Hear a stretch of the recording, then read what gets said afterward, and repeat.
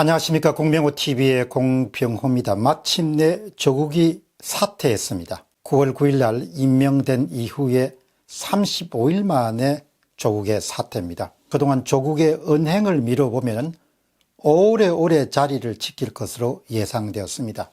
조국의 처인 정경심이 설령 구속되는 상황이 발생하더라도 법원의 최종 판결이 내리기 전까지 그런 자신의 자리를 지킬 것으로 예상되었습니다. 따라서 많은 사람들은 그의 사퇴를 의외로 받아들이고 있습니다. 왜 그가 그만두었을까? 상당히 궁금한 문제입니다. 앞으로 시간이 가면서 그가 어떻게 그렇게 집착했던 법무부 장관 자리를 스스로 내려놓게 되었을까라는 부분에 대한 내밀한 이야기들이 흘러나올 것으로 보나 몇 가지 추측을 해볼 수가 있습니다.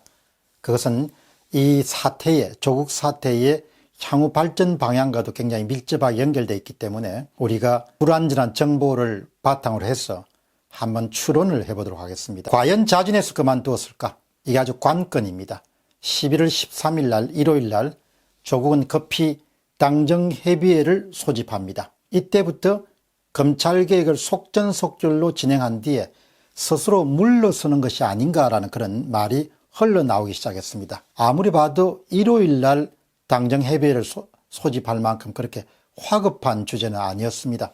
오늘 14일 날 오전 검찰 특수부 축소 및 폐지 발표를 직접 한 이후에 그 다음에 3시간 만에 사퇴를 발표했습니다. 하나는 그가 주장하듯이 가족 문제가 있을 수 있습니다. 그가 말했듯이 조국의 처인 정경심의 건강상의 문제 등으로 인해서 아마 그런 결정을 내렸을 가능성이 있습니다만은 그 단독 가능성, 그 단독 원인만으로는 아주 저는 가능성이 낮다고 봅니다. 왜 그런가 하니까 본인이 워낙 그 권력에 대한 집착이 강한 사람이었기 때문입니다. 상황이 이렇게 악화되기 이전에 그가 자신의 욕심을 조금만 접었더라면 가족들을 보호할 수 있었을 것이고 수많은 한국의 선량한 국민들이 거리로 뛰쳐나오지 않도록 그렇게 만들 수가 있었을 것이고 그럼에도 불구하고 그의 권력에 대한 집착과 욕망은 결국 자신들의 가족뿐만 아니고 수많은 사람들이 시간과 에너지를 들여서 거리로 나와서 10월 3일,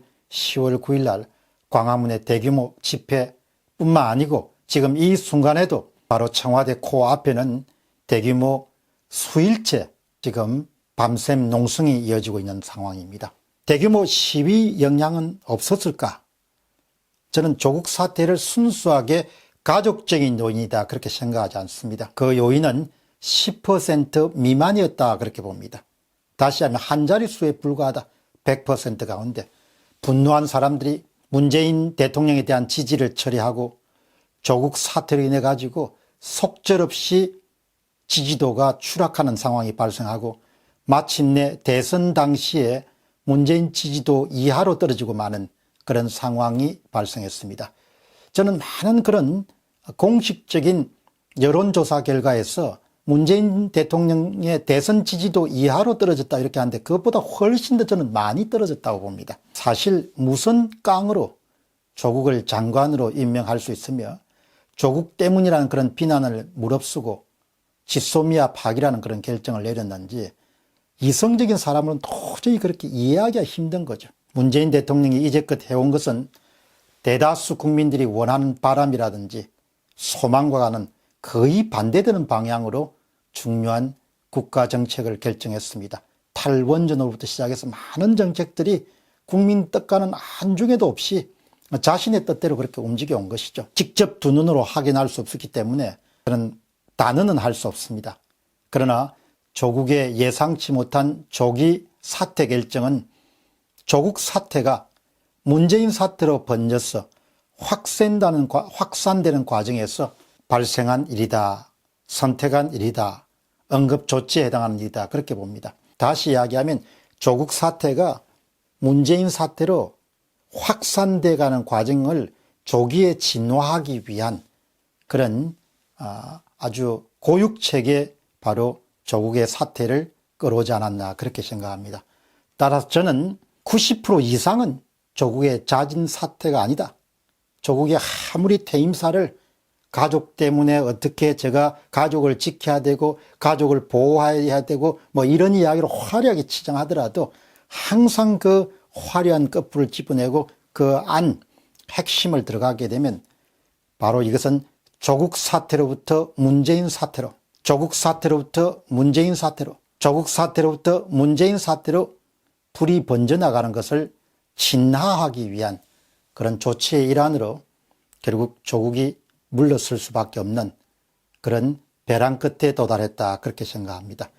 아마 조국의 자진 사퇴를 딱 접한 대다수 시민들은 대규모 시위가 결국 조국을 포기하도록 만들었다, 조국을 사퇴하도록 만들었다, 그렇게 아마 결론을 내렸을 겁니다. 사실이든 사실이 아니든 간에 조국이 얼마나 화려한 퇴임사로 가족을 보호하기 위해 떠난다고 하더라도 사람들은 그걸 믿지 않는 거죠. 믿을 수가 없는 거죠.